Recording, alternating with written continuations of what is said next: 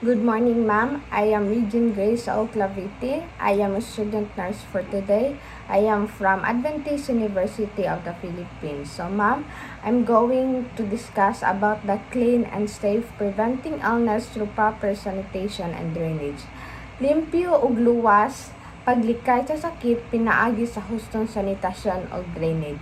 So, ma'am, para nimo, ma'am, unsa ang drainage? Unsa imong pagsabot sa drainage? Ang pasabot sa sanitasyon og drainage, ang sanitasyon mao ang paglimpyo ug pang-maintainer sa kahapsay ug kahinlo sa palibot aron malikayan ang sakit. Apil niini ang husto nga pagdumala sa hugaw, basura ug tubig gikan sa lawas sama sa kasilyas. So ma'am, ang drainage mao ang sistema sa pagpaagi sa tubig nga sobra o hugaw sama sa ulan o tubig gikan sa banyo aron dili magtapok ug magbaha kasagaran kini naglakip kanal o tubo. So mao ni ang goal, ma'am. Pagkahuman sa session magkakat-on ka mo unsa ang kahulugan sa sanitasyon o drainage, kasagaran nga problema sa panimalay, paagi sa panginabuhi nga himsog pinaagi sa yano nga mga kausaban. So, unsa ang mga common problems, ma'am? So, unsa man ang mga common nga problems sa inyong panimalay, ma'am, sa inyong lugar? So, basura. Daghan mga tawo nga maglabay o basura bisan asa, labi na sa kanal o kalsada. Baha. Tungod sa baradong drainage, dali ra magbaha kung kusog ang ulan. Kakulang sa tubig, usahay maglisod mi og tubig labi na kung ting-init. Kahapsay og seguridad, usahay adunay mga kasika sa kagahion ug kulang ang mga tanod. Kakulang sa street light, ang uban dalan suga delikado kung gabi. So mao na ang mga common nga problem. Number 1 is basura nga wala gikuha, nagtigom nga tubig, barado nga kanal, bukas nga suludlan sa tubig. So, unsa ang mga health risks? Ang dili maayong sanitasyon o drainage makapahinungod sa pagtayhob, kolera, hilanat, dengue, tipo-tipo mga infeksyon. So, mauna ang mga health nga inyong dawat sa inyong lawas, ma'am, if inyong drainage is hugaw. So, unsay usa ka butang nga imong buhaton aron mahimong mas limpyo ug luwas ang inyong balay? So, ma'am, unsa man inyong buhaton? So, proper practice aron malikayan ang sakit. So, mao ni inyong buhaton, ma'am, para malikayan ang mga sakit. Ilabay og husto ng basura, limpyuha permi ang kanal ug alulod, tabuni ang suludlanan sa tubig, gamita ang screen sa bintana, tudloi ang mga kauban sa panimalay ug mauna ang mga proper practice para malikayan ang sakit sa balay, ma'am. So, nakoy story, ma'am. Real story ni siya. Niaging tuig, usa ka bata ang nagsakit og dengue dinhi sa barangay. Adunay tubig nga nagtigom sa likod sa ilang balay. So, unsa ang sayop nga nahitabo? Unsa unta nga malikayan kini? So, para malikayan kini, dili sila magtigom sa balay og tubig nga walay taklob kay naay mga lamok. So, next is unsa man ang ilang buhaton aron masulbad kini nga problema. Ilabay ang basura sa sakto nga lugar ug dili ipanghawa sa palibot. Limpyuhan ang mga kanal ug drainage aron dili mataptan og tubig. Tabunan ang mga suludlan sa tubig aron dili matiguman ang tubig ug dili makapamugos ang lamok. Regular nga panghipos o panglimpyo sa palibot sa balay, tudloan ang pamilya og silingan bahin sa hinungdanan sa limpyo nga palibot. So, ma'am, unsa man inyo nakita sa inyong lugar nga pareha sa atong gihisgutan karon? So, ma'am, muhatag mo og mga example. So, kung hugaw ang palibot, mahimong tubo ang kagaw, ang mga sakit sama sa dengue, tipo-tipo, diarrhea o kolera. Mahimong musulod ang atong panimalay.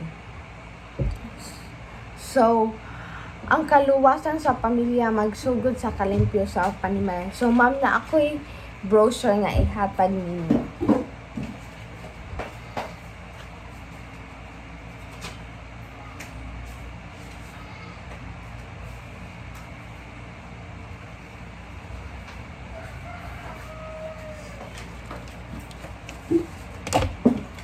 So, naa diri ang clean and safe preventing illness through proper sanitation and drainage. So, ma'am, na ko'y mga gibutang diri nga mga importante para sa inyong proper drainage nga dili sige hugaw-hugaw. So, ma'am, na ko'y gibutang diri ang how to hand wash step by step na nako siya gibutan. So, pwede rin ninyo malantaw. So, ang una is hand wash with soap, apply a water. So, napuni siya ma'am unsaon pag buhat una sa inyong kamot. So, maka effects on children and women.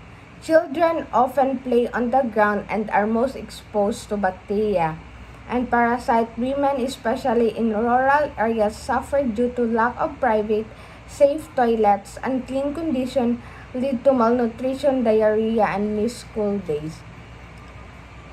So, mauna siya ma'am ang sulod diri.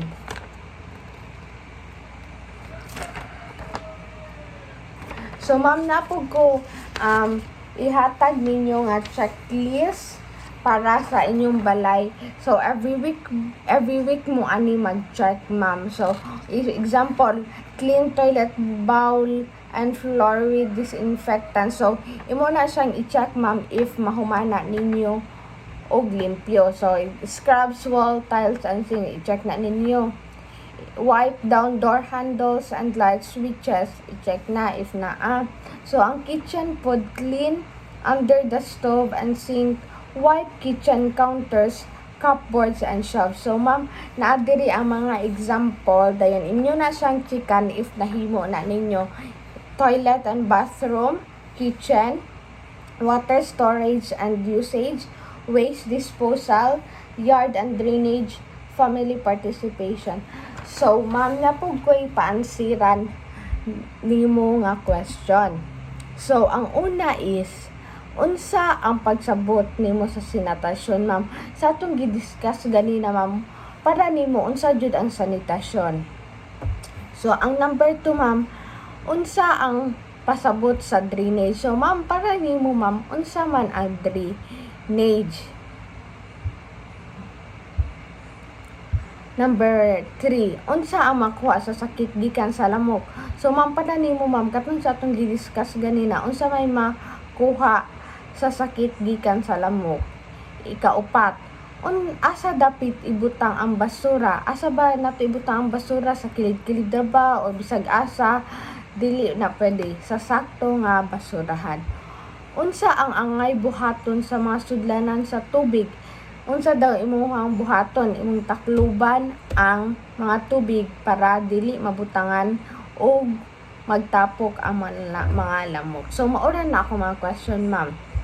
So, ang summary sa atong discussion karon, gitudlo nato ang kahulugan sa sanitasyon o drainage ug ngano kini importante aron mapugnan ang mga sakit sama sa dengue, kolera ug uban pa.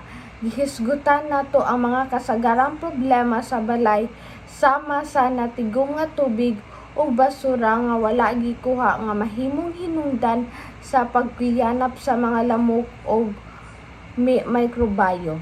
Gipakita usab nato ang tinuod nga kaso sa usa ka bata nga nagkasakit tungod sa dili limpyo nga palibot ug nagtikom nga tubig.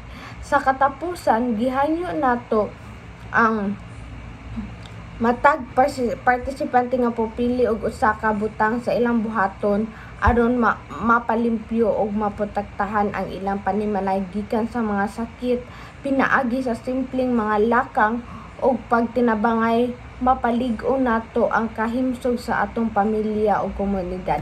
So ma'am, salamat sa pagpaminaw sa akong discussion karon. Salamat po sa imong time sa pagpaminaw, and ma'am, thank you po kayo sa pag-answer. Thank you.